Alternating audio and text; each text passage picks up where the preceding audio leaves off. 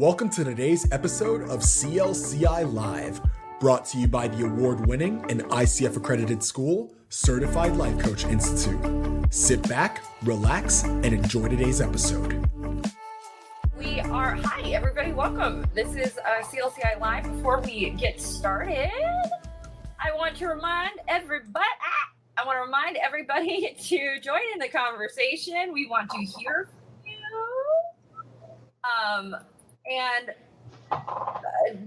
We are monitoring the chat, comment, like, all of that good stuff. My brain is not fully functioning today. And that is all for me. How are you all doing? Let's see. Our topic, look at that. We're in Balance 101.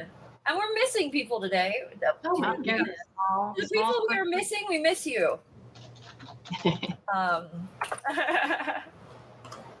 So today's topic is honesty versus kindness. In the balance, how do we balance honesty with kindness? How does that work? How do we feel about that? What do you think? Well, when I've taught, I often bring this up. Kindness and candor, right, is different than just rip the Band-Aid off. Mm-hmm. I just got to rip the Band-Aid. I'm not going to sugarcoat it. I'm not sure how kindness, I guess I'm on a bandwagon at the moment, how kindness equates to sugarcoating it. I know what sugarcoating is. What are your thoughts? Well, I think one of the things that was discussed in some of our research is this idea that people have in their heads about not being able to be honest because other people might react in certain ways, or other people might be hurt by it, or other people might not appreciate it. So instead they sort of say, I just want to be nice. I don't want to be. And I think that you've kind of touched on a point. They don't have to be mutually exclusive, right? Mm-hmm. We don't have to, we will get there. I think that there are varying levels of kindness, right? Or of honesty, right? What do we mean when we say honesty? Well, can I touch something, tracking back what you said a few moments ago? I think some people think it's codependent if you add the kindness to it, the softness to ripping that Band-Aid off. Mm. Please share what your question was again, Brooke, because I had that thought in my head. I think that what I was saying is what do we, when we're saying honesty, what do we mean? Because I think that it's one of those things where we talk about these big topics, and there's an assumption that there's only one kind of honesty, right? There's only but so what does it mean to you? Because I have a feeling that there can be different interpretations, right? Jen? Jerome?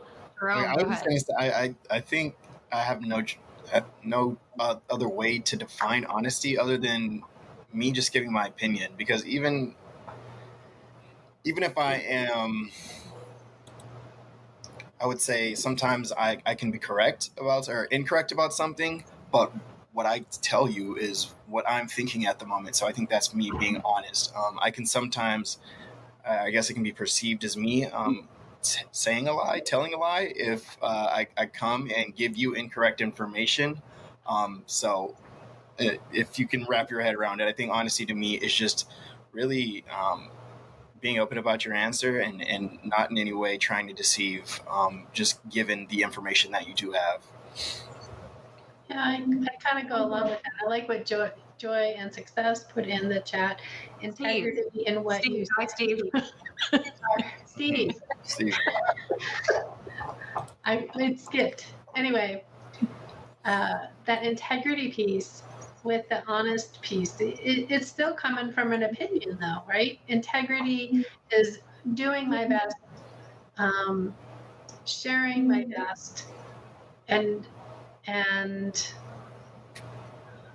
not with intent to manipulate someone else.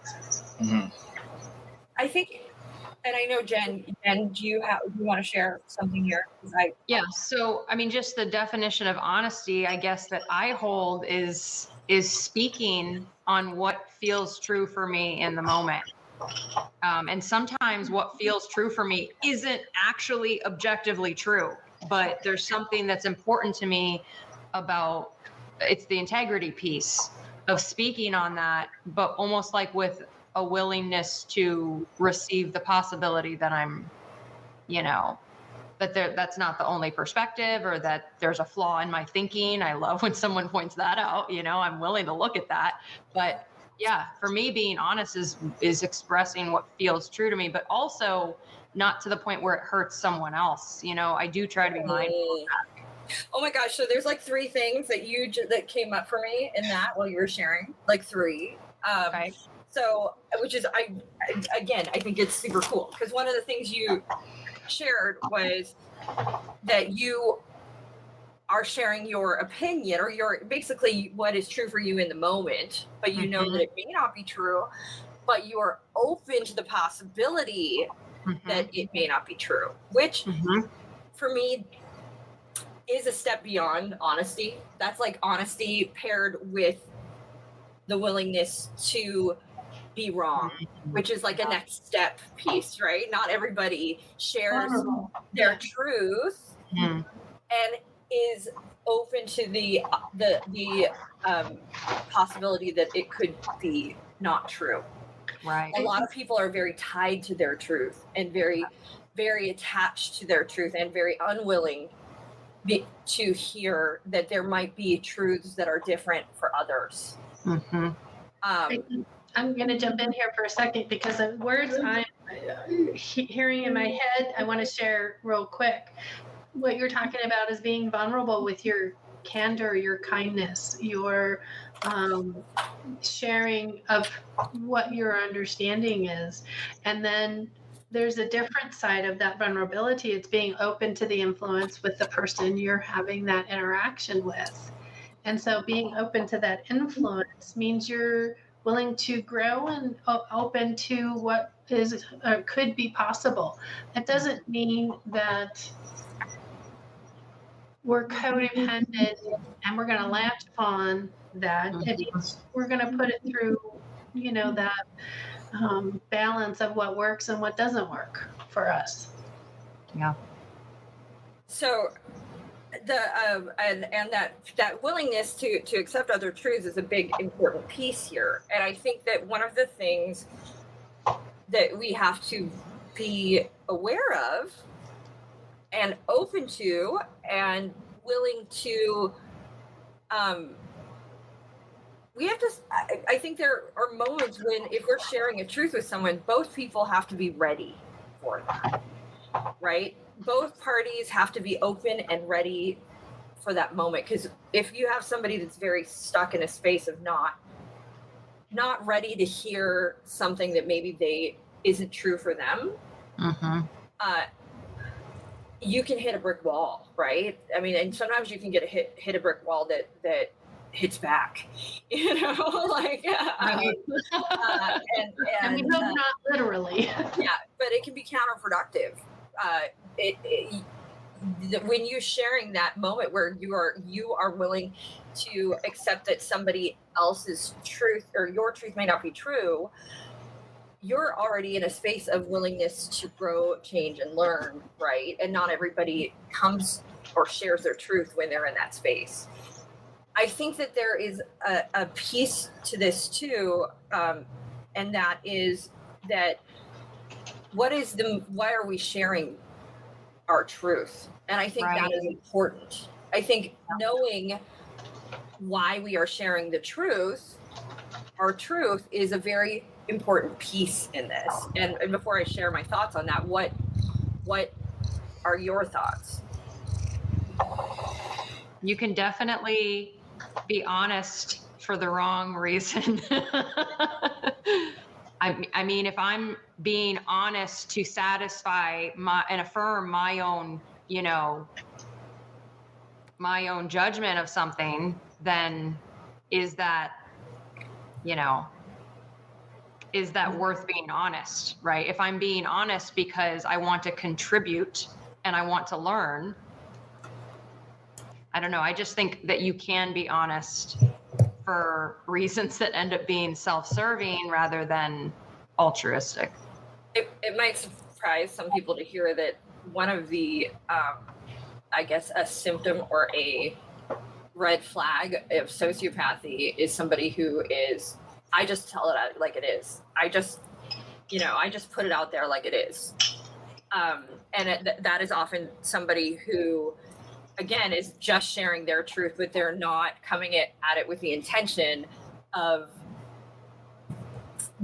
learning that there might be other truths and there might be other, it's not coming from a productive place. It's coming from a place of, I'm just sharing what I'm sharing for my benefit.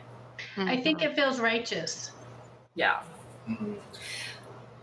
And I think that's why that piece becomes so important, right? With that, well, why are we sharing the truths? And so if you have two parties coming together and they're like, okay, I'm going to share something with you and I'm doing this from a place of love and a place of caring. And I'm doing it because I genuinely think by you knowing it could be beneficial, right? This could help you, but I'm totally also open to the fact that I might be totally wrong. And I might, this may not be true. But I just wanted to share with you, right? That is, taking that moment and getting the other person, they have to go, okay, I'm ready to hear that. I'm ready to hear it too. Because then everybody is in a space of, okay, we know why this is happening. We know why we're hearing a hard truth. And I'm in a place I can hear it right now. Because sometimes it's too much for people. Sometimes it's not the right time. So there's so many things that can come into play that I think it's fair to make sure everybody's on the same page. And I think this also comes into coaching as well. Yes. Yeah. Yes. I can, before we segue into coaching, which I think this will help us do so, I think this can be part of your practice as a coach, but I do it in life when it comes to my sisters or anybody close to me that wants to have a conversation and I can tell their emotions are high at a certain point. I'll ask them, okay, they'll ask for my opinion. I'll say, do you want me to be here for you or do you want me to be honest? And from there, that really helps me determine what direction that conversation goes in, because I can just as happily be there for you as me giving my honest opinion on a situation. And as somebody who has received that exact statement or similar, like, okay, I've had that other person go to me, okay, what do you want from me right now? Do you want me to just support you through this and listen and be an ear? Or do you want me to give you critical feedback in this moment and challenge what you're saying? And there are definitely those days where it's like, no, I just want to vent and I just want you to be here for me to vent.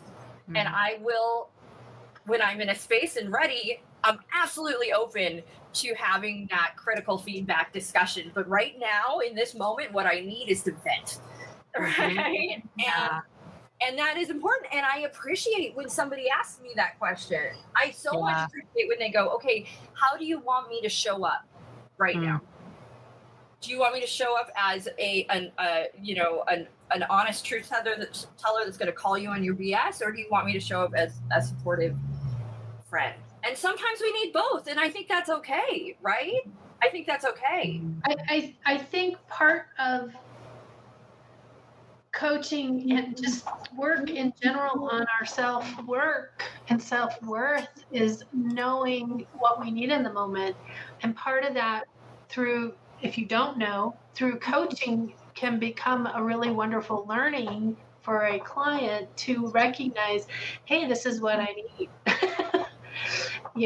And they don't get to do that until they, a lot of the times, have the opportunity, like you're saying, Brooke, to vent. They sometimes just need to be irritated and upset and impacted, whatever those words are. And then they go, okay, I'm done.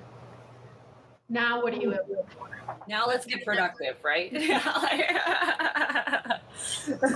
I mean, what? Sorry, go ahead. Keep Okay. going. Many times that's what couples will go through because everybody wants to be heard and seen as a couples coach, right? We both want to be heard and seen. And somebody is taking that space where I'm not being heard and seen. I'm going to make sure you hear and see me. So the other person, in some fashion, has to try to find that space where go, wait, I'm not the one that's upset here. They are. I need to find out what their needs are in this moment. So somebody's got to be the stronger one. And part of that learning and coaching that we do with couples is finding out what that balance is and how that needs to play out. And each couple, it plays out differently with. As each individual coach with them, it's going to show up differently on what that means. I mean, I had an experience with a client not too long ago where literally it was one of those moments where she was opening up about this thing, but she said to me, I don't want to go down this road right now. I just want to share what this road is, but don't coach me on it. Do not. I'm not in the space I want to be coached on this. This is not what we're coaching about, but I just want to share. So I just shut up and I listened. I let her get it out. You know what I mean? And I knew. She told me what my job was as a coach in that moment. And my job as a coach was not to ask the challenging questions, right? When she's ready, she'll let me know, right? When she's ready to go down that road, she'll let me know. But she straight out said, no, I do not want to be coached on this right now. I just want to share and talk it through. And I was like, okay, listening, right? Not going to ask the tough questions. You don't want it. We can always come back to that tough question moment if that's what she needs. But just sometimes by virtue of sharing, I know when I do it, when I'm in one of those spaces where I'm like a venti, you know, I'm upset. But as I'm sharing and I'm word vomiting, what I'll start to do is go, okay, I know this is kind of BS right now, but I'm just going to say it. And I know that I could be wrong right here, but I just need to get it out. And as I'm sharing and getting it off of my chest, I'm at the same time hearing how silly some of those things are. Mm-hmm. Yes. But what does that tell you? It means you have a safe space where you can do those things. So that provides room to remove that, which is not really, I hate to use the word valid because valid's not really what I mean, but useful in this moment so that it can provide that space for the things that are going to be more beneficial to the growth of that next direction. Mm. When you were talking earlier, Brooke, about like, how do you want me to show up for you right now? Like, I realize that it's truly an act of service that we provide others when we ask them how they want us to show up, instead of us just assuming, well, I want to show up this way because this is how I am. And this is what I think is best for this person. This is what I think they need. How beautiful that we ask somebody, how do you want me to be for you right now? What do you need? And we're just open to it. I mean, it's amazing. Wow. Well, and that's what Jerome, like he shared. He said that's what he asked his sister. I think anybody who's been in a room of emotional people, asking a question like that is so helpful. You don't know what they need until you know. And Yes. I've learned from making mistakes and having assumed that this is what they needed in a moment. And it sends them in the other direction. They no longer want to be around me. The last thing that they should have asked for is speaking with me at that time. And sometimes they feel like, but by trial and error, I've realized that's super helpful to just kind of open up the floor. One of the things I've said too is I used to be like this big, like, I want hard truths over soft lies. Give me the hard truths over the soft lies. I would like to know, because then I know what to work with, right? If there are things I don't know what situation I'm in. I don't know what I'm maneuvering. I don't have the whole picture. And it's not fair to me for me to be able to make informed decisions if I don't have the whole picture. But I also, there's that flip side of the coin. I want the hard truths at the right time. I think you need the arena. And I say it.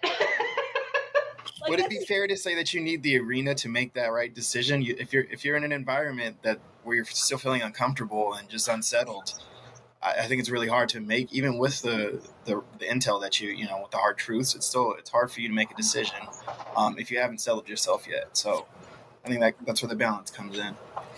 Absolutely. I never want someone to lie, and soft lies, hard truth. And I can take a hard truth, but I have to, for me to receive it, it's got to be from your heart. And if it's from your heart, it's not hard. Does that? Yeah. There's a level of trust there. Yeah. And there's a level of trust that has to happen in these honesty situations, right? It's something I've learned too, kind of the hard way, because I'm somebody who really likes truth. I really appreciate truth. And that's because I had a life in the past where I felt like I always had to be on. So I was always telling little lies and always telling little things and I hated it. I hated it because it's hard to keep everything straight. It's hard to keep those lies straight, right? After a while, you don't know where you begin and the lie ends. And I reached a point where I was like, I just don't want to do that anymore. I would just rather be honest, because I do not lose track of the truth for myself, right? I know what my truth is. But there's that fine line where, okay, I can practice radical honesty, but it's not received 100% if you don't know that honesty is being given to you for good intention, with even better with integrity, and so it has to be something that's agreed with one another. And also, sometimes my truth is scary for other people. Like when I used to just open up about the fact that I am a survivor, and will just say it like flippantly, because I've worked through it. I'm on the other side. I don't have that's just a part of me, and I'm better because of it now. But other people don't realize that, and so sometimes they go, and it's scary for them. And I have to realize, oh wait, I need to be smarter about the way I share some of these things, and it's not that I'm not telling the truth. It's just that I want to make sure the person I'm talking to is prepared for that. And it's about just sort of being, I guess, empathetic and aware of other human beings and their experiences. Compassionate honesty is what you're describing. Right? It is, yeah. And I think that's important. I think it's an important piece. And that's sort of what sets the difference between that person that's just being honest to be sort of a dick or self-serving, and that person who's being honest with the right intention. The cool thing about that Hidden Brain episode, I love though that the concept that you don't have to separate kindness with honesty. And in fact, when a loved one is being honest with you, even if it's a hard truth, as long as it is actually feels more kind that they're being honest, because they're like, okay, I'm telling you this because I love you and I think it could help. And that makes it feel like a kind honesty, even if it's hard to hear.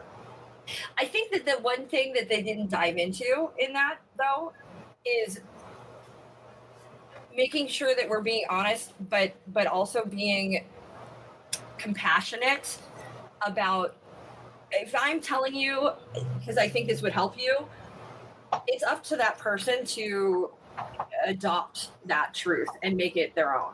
It's up to, so that person might say, no, you're wrong, or no, I don't want to change that, or actually I like this part of me. And I think we have to be like, okay, I shared, I told you, I accept you for as you, or they might stumble. They might say, I want to fix it, but not be perfect at fixing it. And I would never want that held against me, right? And I think that there has to be a give and take there. Like, I'm trying, please be understanding if I'm not perfect along the way. Or also, please be understanding if I just don't want to change that part of me.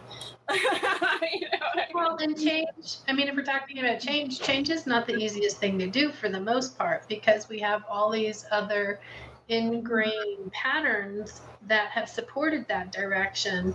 Now to go over to a new change, a new pattern, it does take effort and practice and commitment.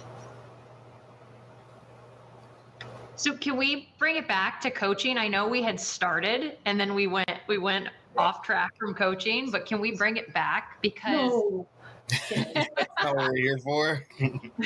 so I'm curious about the distinction between, radical honesty and then direct communication. What is the distinction between the two in coaching?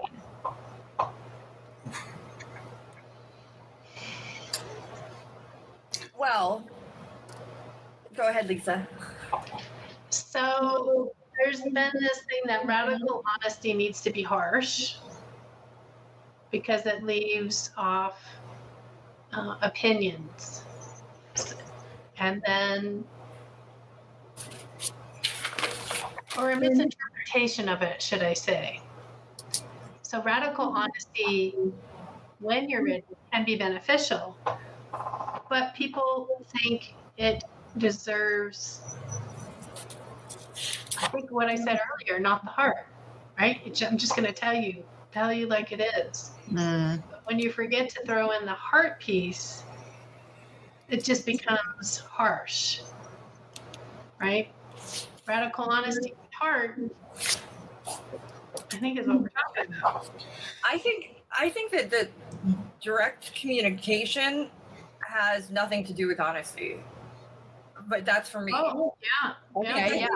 Direct communication is ensuring that what you are saying is understood. Yeah. And so it's that I'm not going to add in minutia, or I'm going to try to state this the clearest way possible or in a way that you will best understand. And for me, that is what direct communication is. I think people can directly communicate and lie all day, if they want.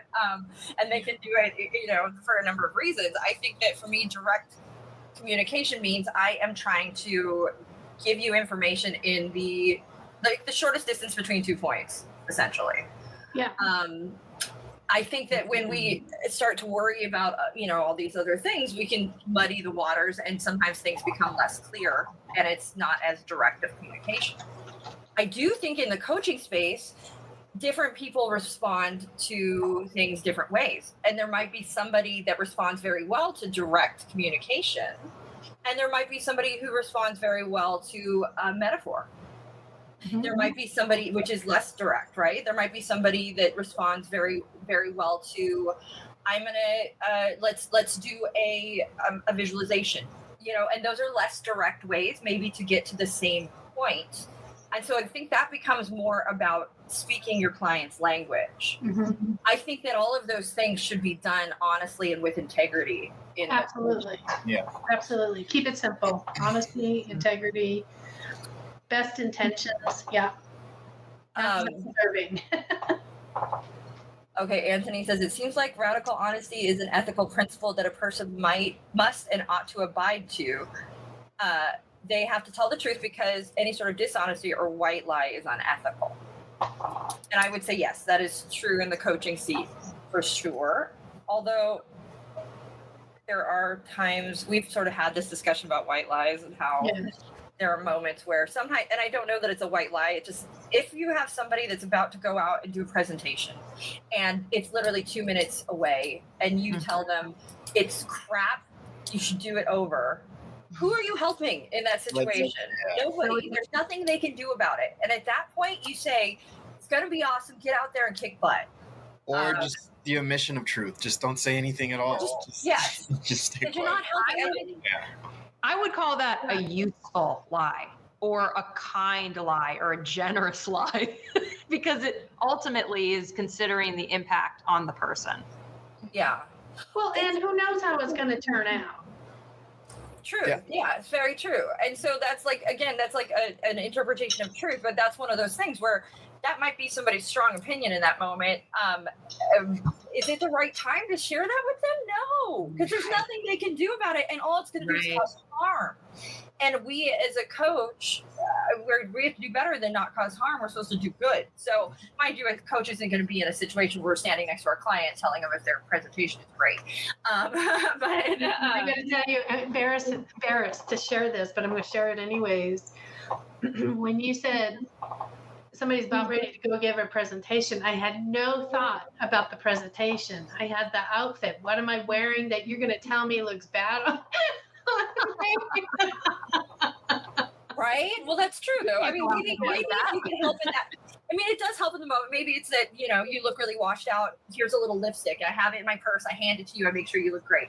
Right? Like, that is like, okay, I'm telling you, I have a solution. I can help you. And then, but if you just tell me I look like crap and then send me on my way and I can't change it, you've not helped me at all. So this is where the key is then having the wisdom to know what's most appropriate in the situation. Is it compassionate honesty? Is it useful lies? We're talking about emotional intelligence when we're speaking about this topic. Yes. It's all emotional intelligence. Yes. Mm-hmm. I think too, one of the neat things, again, that hit in that Hidden Brain episode was this idea of critical feedback and how a lot of us as people feel a little starved for critical feedback. And I'm one of those people who enjoys critical feedback. Like, I like critical feedback. Sometimes it's hard to hear, but I do like the opportunity to improve. And I don't know how to improve if I don't have critical feedback. So I liked, in Pilates, going and learning and getting that critical feedback, because I liked finding out how I could improve, how I could get better, and what I could do to improve. And I get annoyed sometimes when, I get that criticism and there isn't an answer. Like, you don't have my help for me, but you give it to me, but fine, I'll go figure it out on my own. You know what I mean? And that when you're in, there's somebody who's a teacher and they're telling me I'm sucking. Well, what's the solution? How can you help me suck less? And they don't have that solution. That was a little annoying, but yeah. I've come up with my own since then. And in coming up with my own, I now have the answers for other people that were given to me. Right? Wow. Yeah. Oh yeah, Shakra Vedante. Yes, yep. We love our hidden brain here. Steve. Yes. Love. But I found it interesting that we as people are sort of starved for critical feedback. And I do find this, I'll finish a Pilates class and I'll be like, what'd you guys think? Tell me, give me. And, a lot of times it's this, it was awesome. It was great. It was, and I'm like, no, but you can tell me if you want. So I changed my approach there is I ask them before class and I say, what do you want more of? What do you want to improve on in this class? What do you want to work on? What do you guys want me to focus on for you today? And then I find, okay, that's awesome, because I can give them that immediate payoff in that moment. And I think it's actually a better way for me to ask for that feedback is to do it before, because then I can do something about it. Yeah.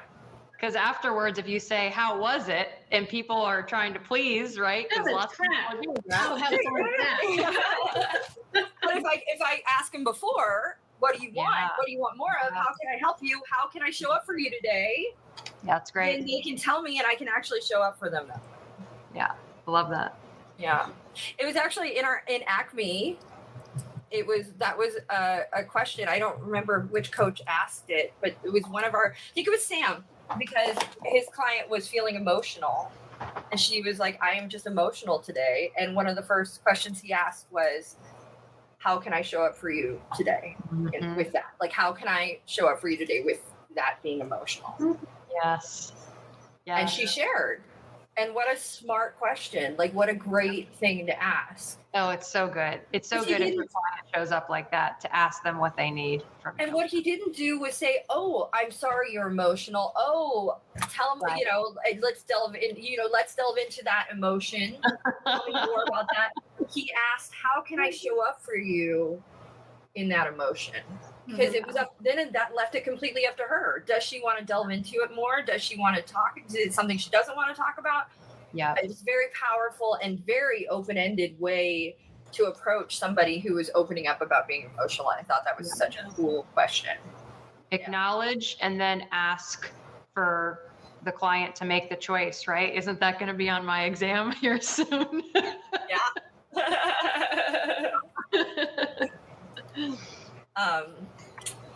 Is there, so I mean, with us, as there was also moments, I think, if I'm even thinking about to Acme, our event that just happened, and I'm thinking about those moments where we had it was a lot in dance coaching where there was that, I'm going to interrupt you and I'm going to point something out.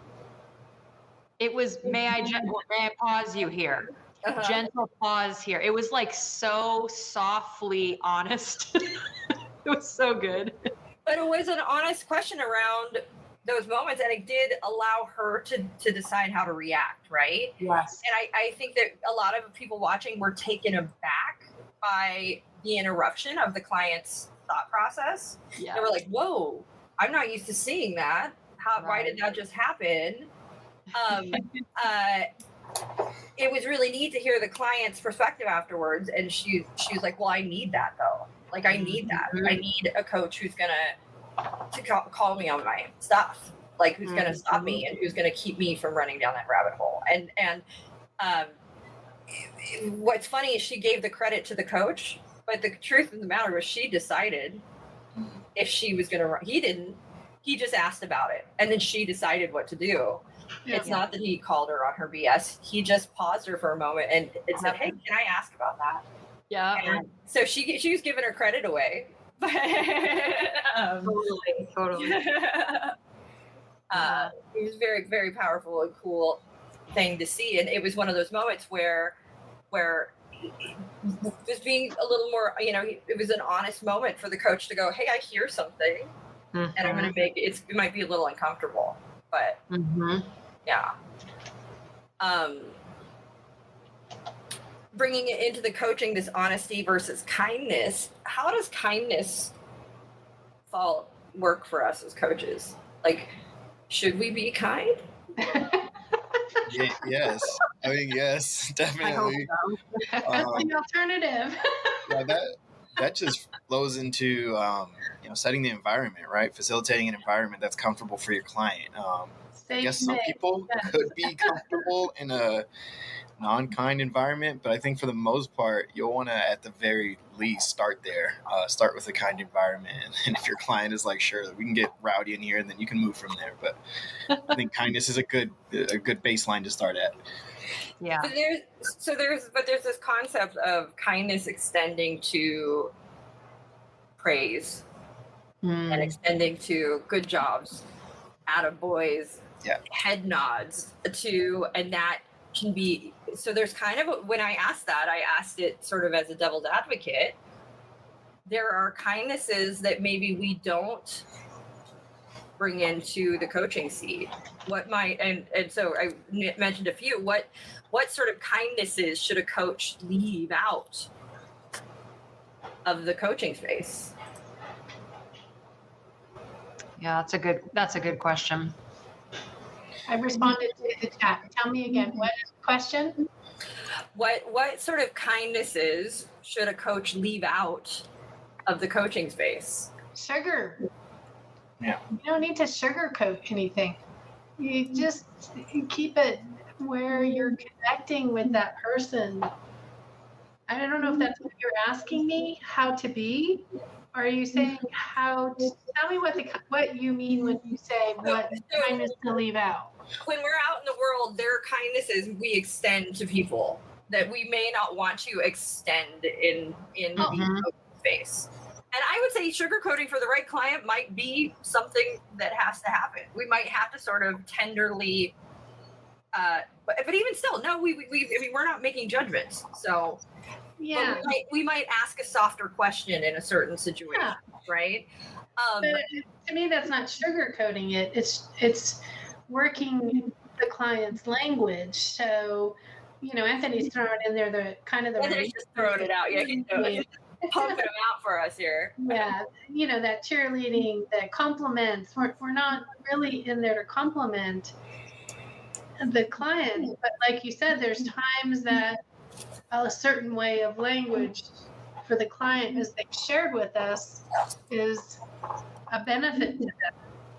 If it's a benefit for us in the way we're communicating, then that's the wrong direction. So to benefit a client, if I have to have, what the question was, like tough love kind of, I can be tough love, but that doesn't mean rude or I don't know how, well, it just keeps it simple. That's what I go back to. Keep it simple, and keep the opinions out. The thing that has come up for me in this space is, like, if you have a client that is not showing up on time, frequently rescheduling or canceling, what is the amount of kindness that the coach shows this client? Does it even serve the client for the coach to be kind when that is their action? Does it serve them more for the coach to just be direct and almost not attached to how the client receives the directness of, this is what's in my contract, this is my policy, this is the way I do things. If this happens, this is the expectation. Just very direct. Yeah. I think sometimes we forget that people aren't clear with boundaries, and helping them understand the boundaries can be something that simple as what you've put. I'm checking in with you today because, I'm noticing a pattern. May I address the pattern? And they're usually going to say yes. Okay, we've been late. You've been late a few times. It's cut down into the contract time, and you've wanted me to work the full, let's just say, hour. You want me to still work the full hour. That's not part of what this session is. Right? I'm sharing with you, here's what we signed up for. I signed, you signed up for, so it's a language, and keep it simple and just, like you said, direct. Keeping it to, this is the time that works. If you're late, then we stop hard stop at the time that you're scheduled to. I've written a few things down in this. Anthony was like working or cheerleading. We don't cheerlead. Kindness, we might show somebody else that cheerleading. That agreeing with them, offering our opinion, our 2 cents, giving advice, the things we might do. These are all things that we might consider kindnesses when we're out in the real world that we should not extend into the coaching. If a client said, "Can you help me with that?" Or can you remind me to do that? Or can you, all things we might do for a friend, but we should not be doing for our client, right? We should not know we're empowering you to do this on your own. We're not working harder than our clients. Mm-hmm. We might sometimes work harder than our friends. We might sometimes work harder than our family members, but it's not, we don't do that in that coaching space. We had somebody ask over the weekend, can we use reminders that go off, throughout for our clients if they're working on a goal, where they get a weekly reminder or something like that from us. And I could see as a coach, well, that's a great idea because, I'm doing this and it could be a perk of how I run things and do things. But at the same time, it is a bit of us working harder than our client at that point, isn't it? So, yeah. When the client when the client asks you, "Hey, will you check in with me?" I always redirect it to, "I would love for you to check in with me," right? Because that gives them ownership of the process, and that is going to help them outside of the coaching container. That is the self-accountability skill that we're trying to hone in the space together that they can take with them once we're done coaching. It's not going to help if I check in with them, because when I'm gone, when we're not coaching, then they're screwed. Well, that's it. We're not their parent, right? We're not their parent. We're not there to parent them. We're to help them find their empowerment in their independence of being successful, which we could help them figure out what system works for them, right? Not that I'm going to tell you Google's better than this. Like, how would you go about researching that? What is going to best serve you? What kinds of things do you need to have that calendar do for you? Yeah. Jerome, weren't you going to say something? Yeah. You got it pretty much. Just ensuring that your client is being responsible for creating their own game plan. Pretty much what I was going to say. Yeah. Do you? I mean, I think Jerome or Jen, you have a fun question that requires a roundtable of opinions when we get to the end. Let's talk about it. So, this is for a specific person who may watch. So, when someone asks you, "How are you?" do you answer with honesty, or do you answer with something else? Maybe, I don't know. I love this question so much, and I'm so curious what you guys do, if you have any sort of, method or intention behind answering the question, "How are you?" Absolutely do. 100%. Yeah. I have a way I do it. And it's Anthony, you're just like you're right here. I first and foremost, if it's a total stranger, Yeah. I will. The answer will range from anywhere from doing okay, doing good, doing just fine, getting by, getting through my day. All honest though. All honest. So if I'm having a bad day, it'll be something like, just getting through, doing what I need to do, putting one foot in front of the other, right? If it's somebody that I am close with and we have time, I will say I have a really hard time not wearing my emotions on my sleeve with somebody I love. I've tried, and most of the time I get called out on it really quick. Like, I mean, just walking through the door, something's wrong, what's up? And it's like, but there's also this phase of knowing what can happen and how much discussion can be had. So like, if it's in a space where we got to be somewhere in 10 minutes, I'm having a bad time, I'm going to say, not doing too great right now, but we'll talk about it later. Going to set that aside. Let's focus on what we need to focus on. And that's training. That's, you have trained yourself to recognize what that means to you and when it's appropriate for you and when it's not appropriate, that you have worked and growth in that space. What I'm not going to do though is dump my S on somebody who, one, doesn't deserve it, hasn't asked for it, and isn't in a space that they can handle it and doesn't know me. Like, you know what I mean? I'm not gonna ever be the person that just everything out there. If somebody just asks me how I'm doing and I barely know, I'm gonna check in. I always try to check in with, hey, are you in a space where we can talk? Hey, are you in a space where are you at?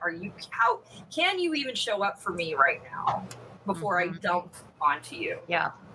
Because that's what it is. If we're being, let's be honest here, if we are having a thing that's going on with us, it's not fair for me to transfer that energy to you without asking you if you're willing to receive it yet. Absolutely. Yeah. But that's my long answer to that question, Jen. Love the answer. Love it. I think there's like two different ways that question is asked. How are you doing? Sometimes it's just small talk, and then I can tell when somebody really is there and present with me and really wants to know how I'm doing. So usually I would say probably about 70% of the time, it's just small talk, and there's no need to just completely outburst my emotions if I'm having a bad day. So usually I'm just going to say, I'm doing good. About yourself? It's kind of just an exchange of, gratitude for each other, just want to check in really quickly. But I can tell when there is, there's time for it, kind of like what Brooke was mentioning. And you can tell there's just a shift in someone's demeanor when they're really trying to check in with you.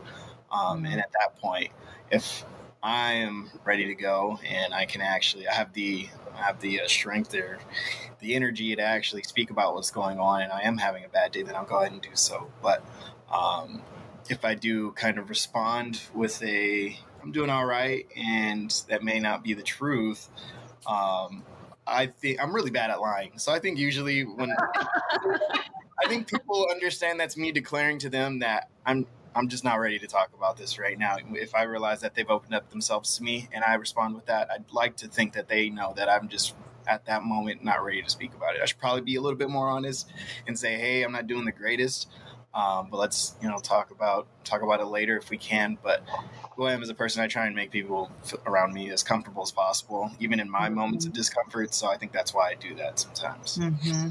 You know what annoys me though, and sometimes I feel like it's not fair, is because I'm generally a very energetic and peppy and like kind of person that sometimes when I'm just a little tired, like people will be like, "What's wrong? Are you okay?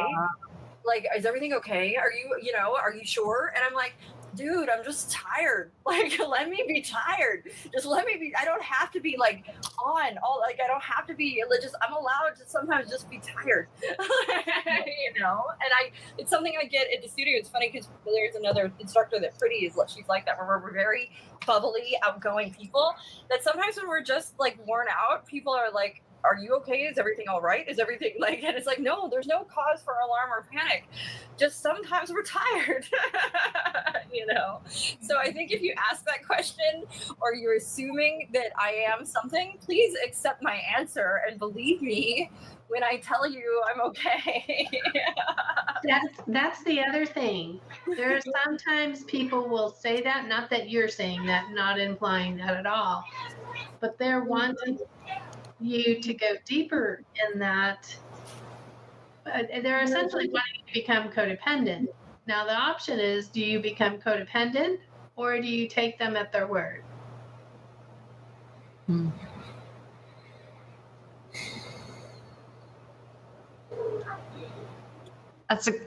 don't know how to answer that. that can be the conundrum, right? Yeah. If you sense something as a coach, maybe that's what you say. I'm sensing something that's a little deeper there, but I'm going to honor your words. Yes, just believe me when I tell you, no, I'm good. And sometimes it's frustrating too, because it's like, then I have to do this whole internal checklist, like, wait, why am I projecting that something's wrong? Is something actually wrong? What's actually going on with me? Is it just that I'm tired? And this whole like internal dialogue of self-checks go off because of somebody, and it can be, which is fine. I don't think that is a bad thing. I guess I just don't want to. I don't like having to feel defensive about how I'm feeling. Like, just let me feel, let me be, like when somebody apologizes for crying, I feel like you don't have to apologize. Yeah, there's no reason. You're allowed to just do what you're doing. There's no judgment here. So I think we should do a live on that. How is it that we have learned as a society to apologize for crying? There's a really good video on it. I can send you a really good video about how as a society we are not allowed to really sit in sadness and grieve. It becomes, but that's a part of human emotion, and so we if it's better embraced, we're like more whole human beings. But there's all these things that happen where we spontaneously cry and that's a lot of times because we're repressing bad emotions, which aren't actually bad, they're just emotions. So I know exactly where my apologizing for crying came from. Oh, stop your crying. You're fine. Grow up. Okay, thanks, Dad. Only girls cry. That was part of, girls cry. It's a girls cry thing. But I cry all the time and I can't help it. It just is what it is. I don't apologize anymore though, because I see how genuine it is, and it's nothing to apologize for ever. Yeah. Lisa, what was your answer? There's like a small bug in this house. Oh, it was basically the same as Brooke's. I mean, there was no real deviation from what she answered, so I'd just be repeating her. It's a pick and choose kind of moment, depending on where I am, where they are, how comfortable I am, how comfortable they are. it just depends. Yeah. Is it a greeting, like Jerome was pointing out? Is it a greeting? Is it a really time? I mean, all of that. And sometimes something's wrong, and I'll just say, yeah, something's going on, but I just don't want to talk about it. Yeah. Yeah. I'm not ready. Sometimes it's just, for me, it's not something I'm ready to process. So it's like I'm compartmentalizing because this is not the time for me to process. I will process that and I'll share when it's time, but it's not the time. And and that's, sometimes I don't even know what I'm feeling. Right. And that's why those internal checks and balances happen, because it's like, I don't even know what I'm feeling right now. So I don't even know how to answer. So it's easier just to say, it's fine. I'm okay. Just, so it almost can feel like an intrusive question, right? Like if we really do it. Yeah. And if they try to dig deeper, in that, it's like, I'm good. I don't want to go there. Yep. Right. I used to get asked how I was every day when I would walk into my previous job, that I was not good. I was never good. I was never really okay, but I would always be like, I'm all right. I'm okay. And if anyone would pry, it would get really ugly, and I would just think, like, please don't pry. Please accept I'm good. Like, just accept it and move on. Yeah. Yeah. But now I see this is just kind of the season that I'm in. Anytime I go out into the world and I have that, small talk, how are you? I see that as an opportunity to make that person feel seen. So I'm immediately like, I'm good. How are you? And I really focus the energy back on that person. And usually the person really tells me how they are at that point, and I can handle it, whatever it is. I can shake it off if it's something heavy, but I haven't always been that way. I used to take on whatever it was, and then it would carry me home, and I would have a bad day feeling sad for the person that had their dog die or something. And now I don't have that. And so because I can shake that off, I'm always looking for the opportunity, to make someone feel important. It's so funny too. Like, I know we're all out of time, but I had this conversation where people will open up and share these deep, sad things. And I remember I was talking with a friend, and she was like, man, that's like a bummer. Like when, there's all these people and they're going through these things, and then I go home and I feel bummed. And I was like, oh man, you can't take that with you. Like, you gotta you're there, you hear for them, be there for them, but you can't make it. And I was kind of very blunt. I was like, I don't do that. I can't, it's not about me.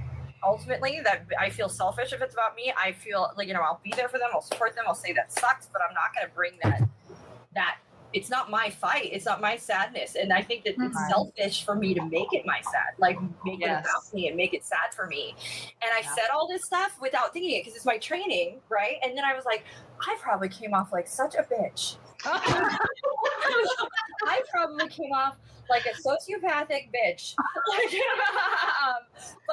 But I think, luckily, and I circled it back with her about it later, and I was like, it's just, we've been trained not to take home the emotions and everything, and how to leave that where it is, and then live my life and worry about me. And she was like, no, I got it. I think I needed to hear it too. She was like, I needed to know that, so that I didn't keep bringing that stuff home.